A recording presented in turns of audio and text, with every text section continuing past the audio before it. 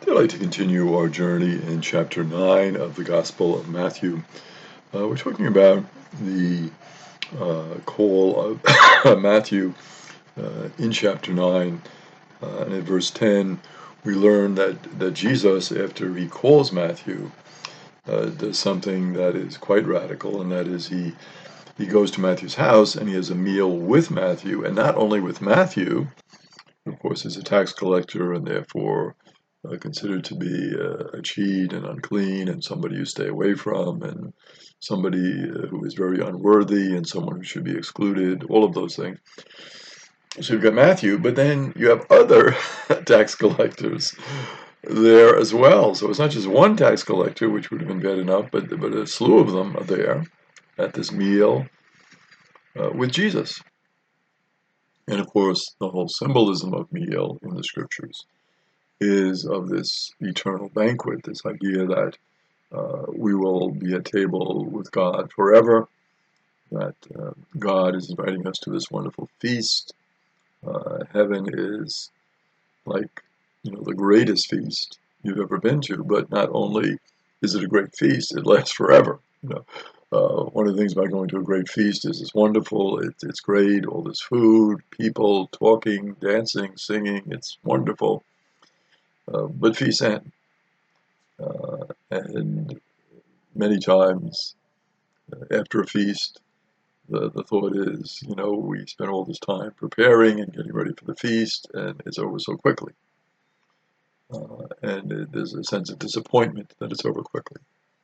But of course, the heavenly feast, it lasts forever.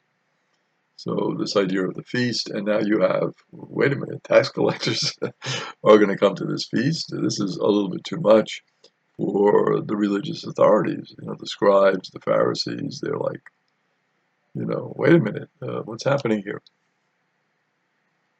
For example, in Matthew 22, verses 1 to 14, you have the example of the wedding feast, where many people are invited, and it's a great celebration. And that the wedding feast is to give us a sense of this is what heaven is going to be like. It's going to be a great wedding feast.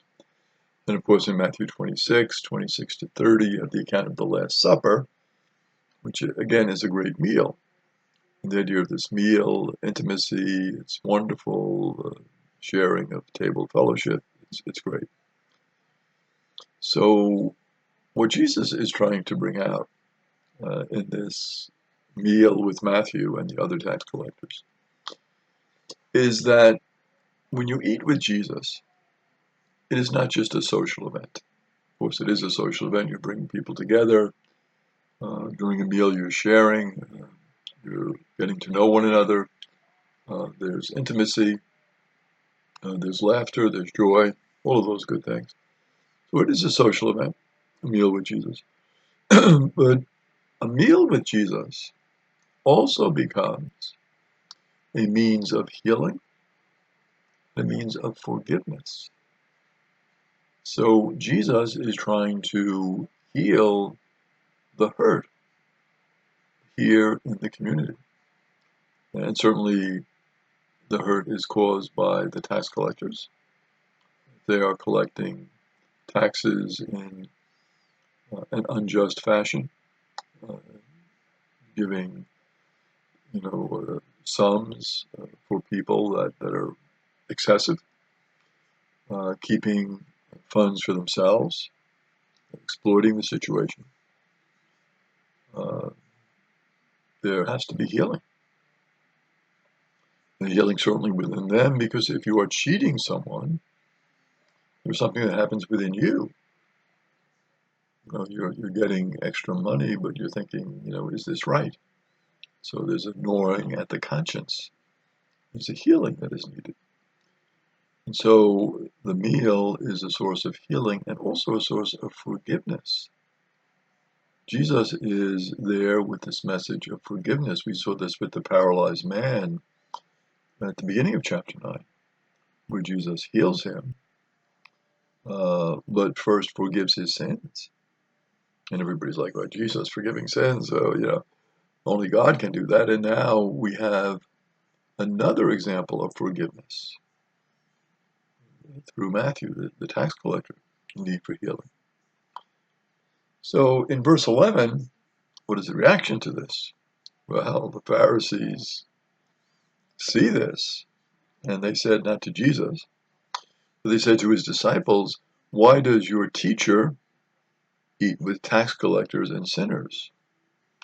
So interesting, they're giving some respect to Jesus. They're saying he's your teacher. Of course, he's not our teacher. He's your teacher. You're his disciples. You gather with him. You go with him. That's, your choice. He's not our teacher. He's your teacher. But he's eating with tax collectors and with sinners. And of course, in their mind, and in the minds of most of the people at the time, to be a tax collector is to be a sinner.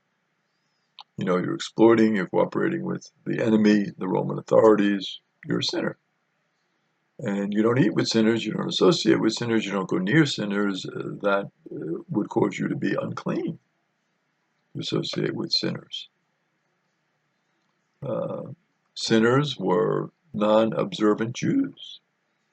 So a Jewish person who did not observe the law correctly, did not follow the prescriptions of the law, violated some of the commandments, such as by cheating, which the tax collectors were notorious for. These people were sinners. They didn't observe the law. A committed Jew, someone who took his Judaism seriously, who was really into his faith, would not eat with Gentiles or with Jewish people who did not practice their faith. So if someone was a Gentile, well, I'm not going to eat with you. You're unclean. And if I eat with somebody unclean, I become unclean. That was the thought. You certainly could talk with a Gentile and have conversation and all that, but eating, that's a whole different level. But to eat is to be intimate with, and that's you can't do that. So if you're a Gentile or if you're a Jewish person who does not practice your faith, so if Matthew was Jewish and he wasn't practicing because he was a tax collector, well, we're not going to eat with him. This does not happen. I don't want to become unclean, and I don't want to break any of the law. The law, of course, is important. The law is everything. The law gives us our identity as Jewish people. And the Lord is calling us to be faithful to the law. We don't want to violate the law by eating with a Gentile or non-observant Jews, as Jesus is doing. So Jesus is, in the eyes of the Pharisees, and certainly in the eyes of most of the Jewish people of the day who were aware of the law, Jesus was in violation of the law by doing what he did. He wasn't being consistent with the law. So in verse 12, how does Jesus react? Well, Jesus hears this. So I guess they're speaking in a loud enough voice that they can be heard. So Jesus hears this and says, "Those who are well do not need a physician, but the sick do." So Jesus is clearly indicating to the Pharisees and to the others that were there what his mission is. His mission is to those who are in need, to those who are sick. And I come as a physician to offer healing. So this meal is a meal of healing. That is the concept. Now, how do we reconcile these two things? We've got the law and we've got healing. How do we bring these two together? I mean, this is going to be a difficult challenge, really, for Jesus. I mean, if you're used to the law and following the law, you're not supposed to do what Jesus did. But if you want to bring healing and forgiveness to people, you have to reach out to them and become intimate with them and get to know them so that you can offer authentic healing to them, which is what Jesus wanted to do. So Jesus follows up with that in verse 13 by saying, "Go and learn the meaning of the words, I desire mercy, not sacrifice. I did not come to call the righteous, with sinners. This quotation from Hosea chapter 6, verse 6 is going to be very interesting and very critical as we unpack this and apply it to the situation of Matthew.